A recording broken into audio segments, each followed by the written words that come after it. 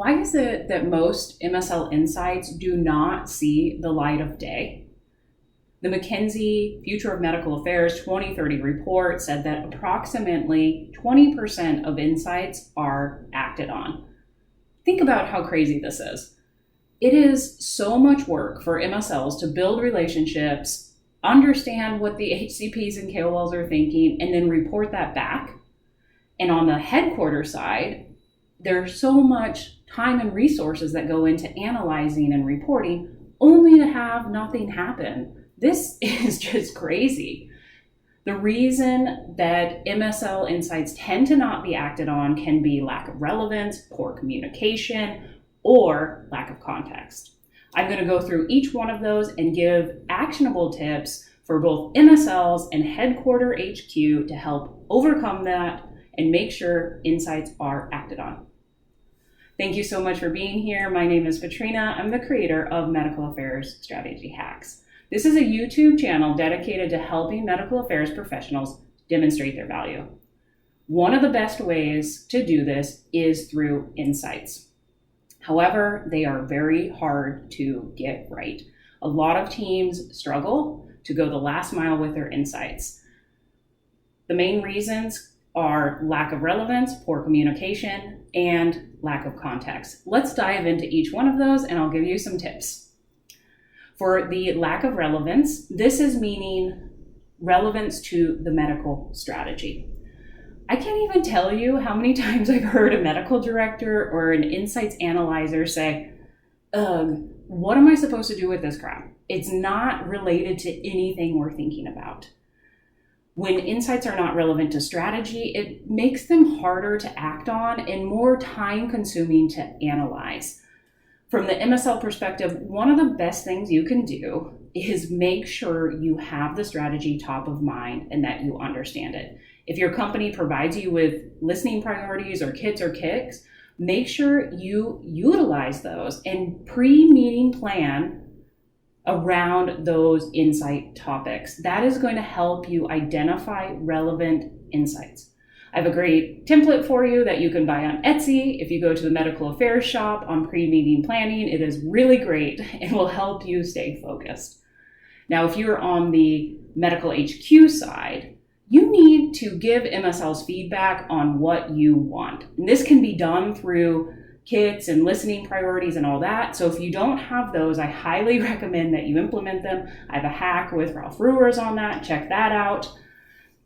Also, make sure they have the resources necessary to implement those strategic questions in their conversations. That is going to help MSLs gather insights that are relevant.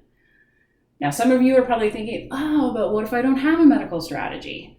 I've got a great hack on that for you on what you can focus on if you don't have a medical strategy as your guiding star. I also have a mini course that I'll link down below that you can go through in less than an hour on how to figure out what to focus on so that you can gather insights that add value. If you have anything to add, please share that down below. It'd be super helpful. All right, the second one is poor communication. This can happen at all stages of the insight cycle. So it can be from communicating the listening priorities from HQ or global down to the local level or MSL level. It can also be at the MSL level. There's more than just reporting the insights and putting them in the CRM or the insights tool. There needs to be some kind of discourse around it. And something that Rich Slink and I always recommend and teach in our MSL Insights course is to take ownership of these insights. This means asking questions, what's happening with them, participating in the meetings. It is your responsibility as an MSL to, one, gather the insights, but also make sure something happens with them. Now, on the HQ side, the best, most functioning insight cycles that I've ever seen have really active medical directors and leadership involved in insights calls.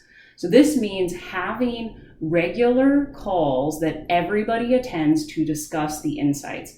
This gives MSLs vital feedback that they need to have more effective conversations in the field. So if you don't have a regular insights call on the books that everybody attends and everybody participates in, do that, please. It'll be really helpful and help prevent any communication barriers. I have a hack on why communication is so important for demonstrating value.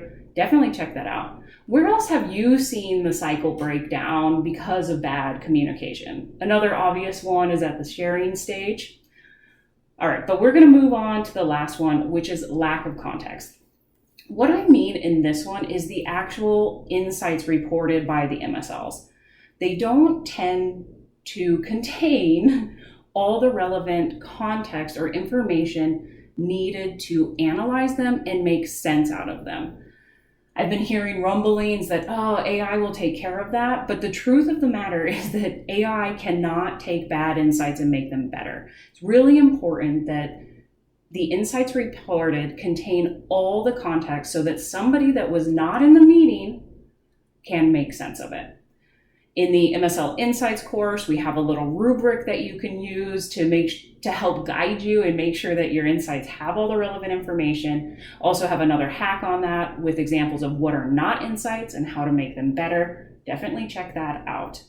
Now, on the lack of context side from the headquarters side, this is where these meetings really come in handy. MSLs need to hear this conversation and this discourse around what this means to the company.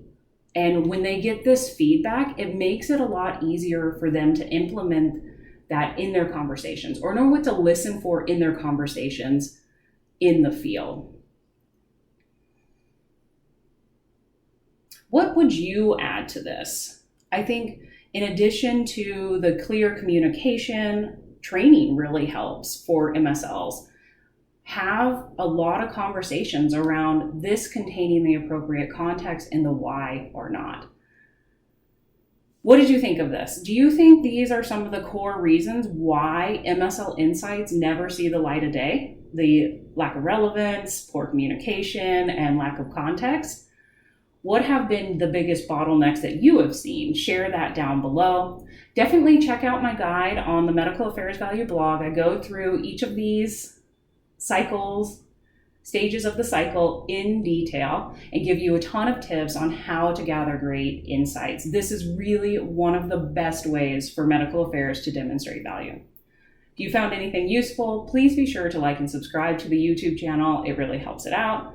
Additionally, when you're over on the Medical Affairs Value blog, sign up for my newsletter. I produce content like this on a weekly basis and summarize it in a nice little email to come to your inbox on Monday morning. Thank you.